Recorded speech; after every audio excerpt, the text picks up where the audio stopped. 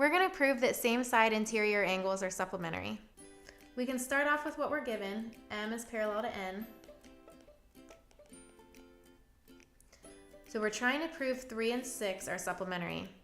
Now we can take one of the angles that we're trying to prove and connect it to other angles until we get to the other angle that we're trying to prove, and then use substitution. And I'll start with angle 3. So angle 3 is congruent to angle 5. We could have said a few different angles there, but I just chose 5. And that's because of the alternate interior angles theorem.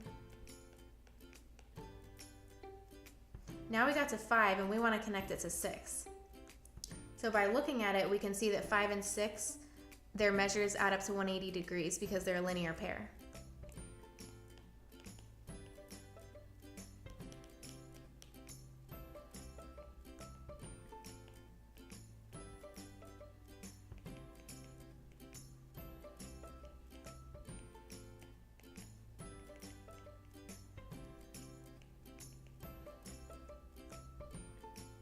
Now we want to connect 3 to 6. So if the measure of angle 5 plus the measure of angle 6 is 180, then that means the measure of angle 3 plus the measure of angle 6 is 180 because 3 is congruent to 5.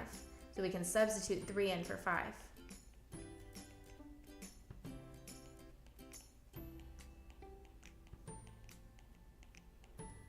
And if their measures equal 180, then that means that angle 3 and angle 6 are supplementary